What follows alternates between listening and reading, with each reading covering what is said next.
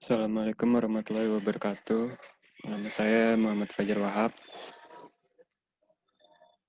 Saya ingin menjelaskan tentang materi perencanaan geometrik jalan.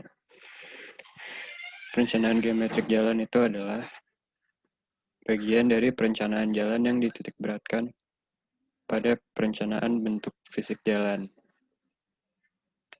Tujuan dari perencanaan geometrik jalan itu merencanakan dan menghasilkan infrastruktur jalan yang aman, efisien dalam pelayanan arus lalu lintas, dan memaksimalkan rasio tingkat penggunaan atau anggaran biaya pelaksanaan. Juga ruang, bentuk, dan ukuran jalan dikatakan baik jika dapat memberikan rasa aman dan nyaman kepada pengguna jalan. Dasar dari perencanaan geometrik jalan itu yang pertama sifat dan ukuran kendaraan. Kedua, sifat pengemudi dalam mengendalikan gerakan kendaraannya dan karakteristik arus lalu lintas. Elemen dari perencanaan geometrik jalan. Ada 3. Yang pertama, alignment horizontal atau disebut trace jalan. Dititik beratkan pada sumbu jalan menggambarkan jalan lurus atau jalan menikung.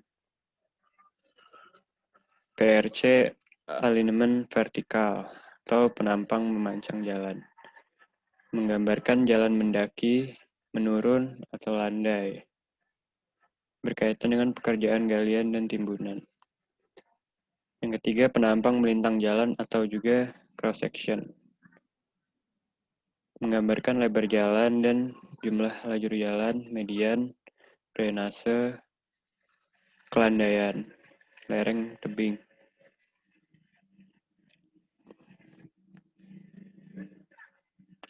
Penampang melintang jalan merupakan potongan melintang tegak lurus sumbu jalan. Potongan melintang menggambarkan bagian-bagian jalan. Bagian utama jalan yaitu bagian utama untuk lalu lintas,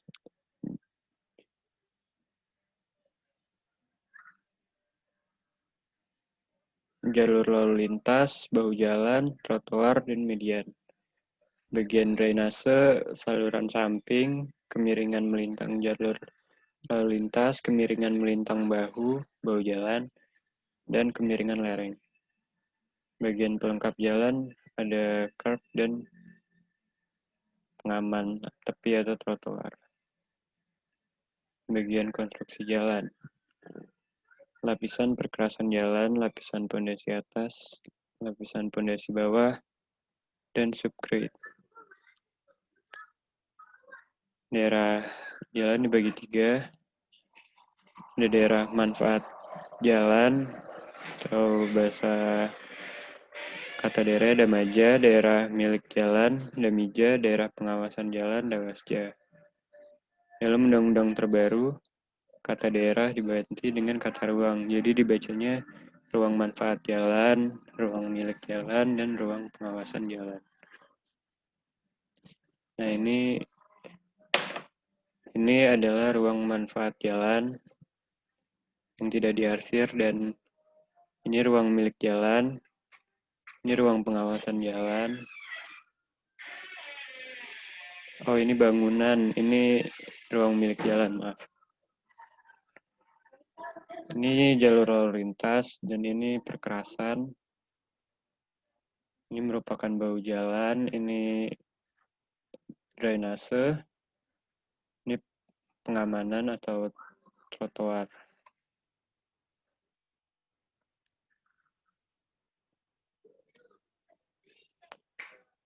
Detail jalan.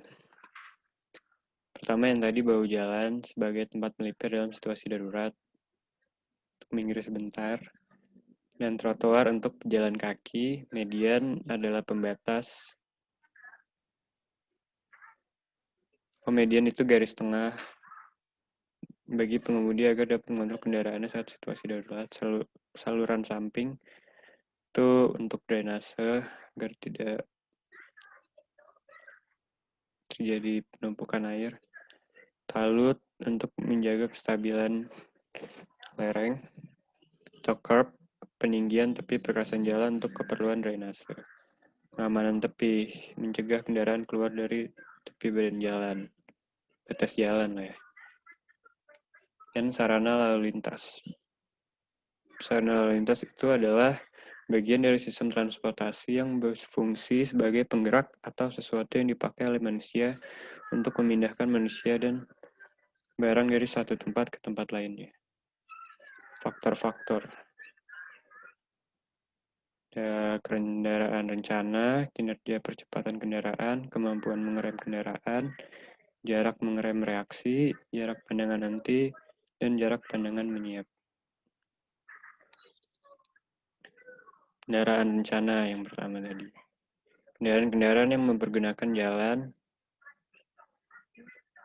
dapat dikelompokkan menjadi beberapa kelompok, berdasarkan bentuk, ukuran, dan daya dari kendaraan tersebut. Yang pertama, mobil penumpang, bus truk, semi-trailer, trailer. Untuk perencanaan setiap kelompok diwakili oleh satu kendaraan standar yang disebut kendaraan perencana.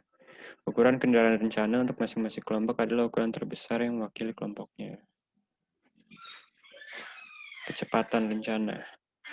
Kecepatan yang dipilih untuk keperluan perencanaan setiap bagian jalan raya.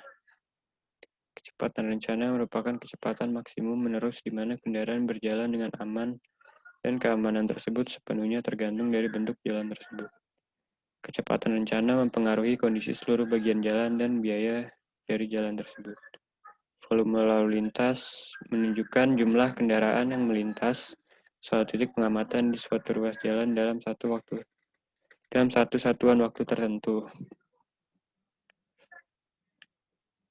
Ini juga volume jam perencanaan.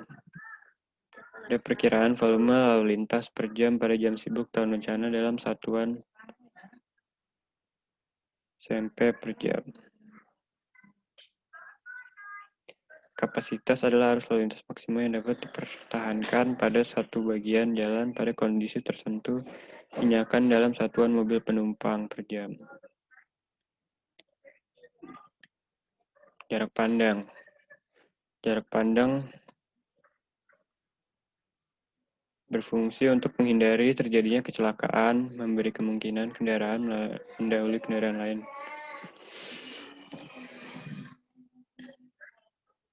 Sebenarnya jarak pandang ini untuk menghindari kecelakaan lah. Ada pembagian jarak pandang. Yang pertama, jarak pandang henti untuk menghentikan kendaraan. Ada jarak pandang menyiap untuk mendahului kendaraan lain. Jarak pandang malam hari menyediakan pandangan yang kurang pada malam hari. Ini seperti lampu jalan. Jarak pandang mengerem, jarak pandang yang dibutuhkan untuk waktu mengerem sampai mobil berhenti.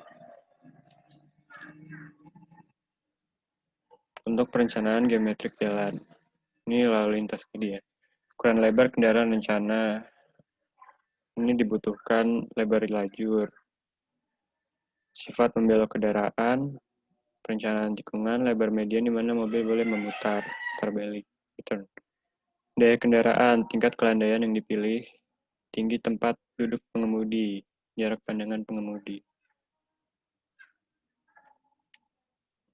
Prasarana lalu lintas. Bagian dari sistem transportasi yang berfungsi sebagai tempat sarana bergerak atau melaksanakan aktivitasnya. Dan dibagi menjadi dua. Yang pertama, natural ways, prasarana berupa alam, contoh air, udara. First built ways, prasarana yang harus dibangun terlebih dahulu. Contoh jalan raya dan jalan rel. Kelas jalan. Kelas jalan dibagi banyak ya. Yang pertama, kelas 2C dan 3 kendaraan tak bermotor diperhitungkan. Kelas 1, 2A dan 2B kendaraan tak bermotor tidak diperhitungkan. Kelas 1, 2A kendaraan lambat tidak diperhitungkan. Kelas 2B, 2C, kelas 3 kendaraan lambat diperhitungkan. Ini untuk jalanan ya. Kelas-kelas jalanan. Pembagian jalan dibagi atas berdasarkan macam-macam. Yang pertama jenis perkerasan. Ada perkerasan sistem melentur, perkerasan sistem kaku. Ini tergantung dibuatnya di mana ya. Klasifikasi pergerakan, ada jalan arteri, kolektor, lokal. Ini jalan arteri, ini jalan besar. Ini lokal, jalan kecil yang biasa ada di sekitaran rumah. Fasilitas jalan, jalan dengan median, jalan tanpa median. Jalan median ini biasa ada di jalan tol atau jalan besar. Ini ada di jalan-jalan pinggir kota. Ini menurut kewenangan pengelolaan jalan. Ada jalan negara, jalan provinsi, jalan kabupaten. Ini ada jalan yang panjang dan terus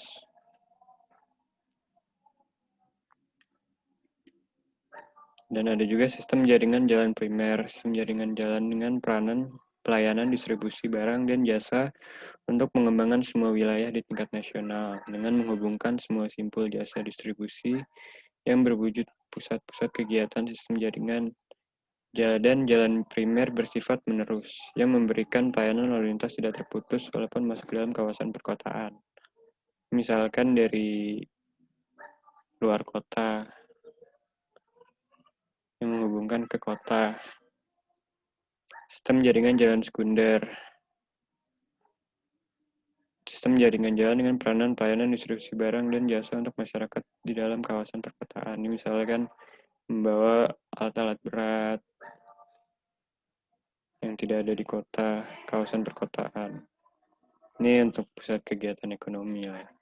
Pusat pemerintah. Jalan umum. Jalan umum menurut fungsinya dikelompokkan menjadi jalan arteri, jalan kolektor, jalan lokal, jalan lingkungan. Ini tadi sudah dijelaskan. Jalan lingkungan meliputi jalan lingkungan primer dan jalan lingkungan sekunder.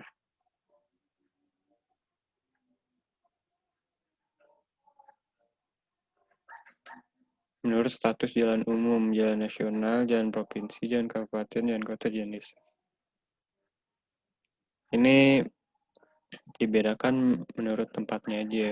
Jalan nasional ini biasa jalan negara yang tadi, jalan provinsi, jalan antar provinsi, kabupaten antar kabupaten, kota, jalan yang ada di desa.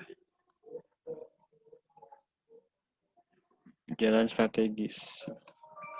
Jalanan yang ada di setiap daerah dari nasional sampai kabupaten, di mana berguna untuk memprioritaskan akomodasi keperluan daerah tersebut.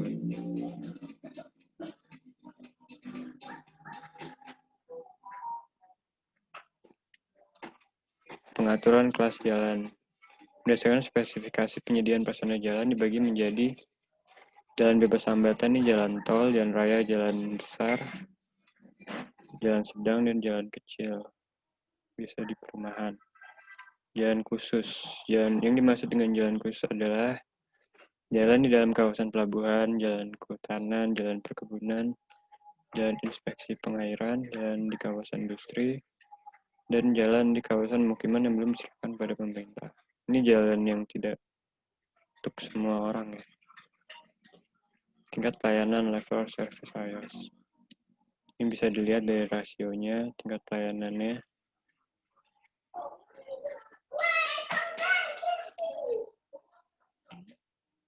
Dan terima kasih.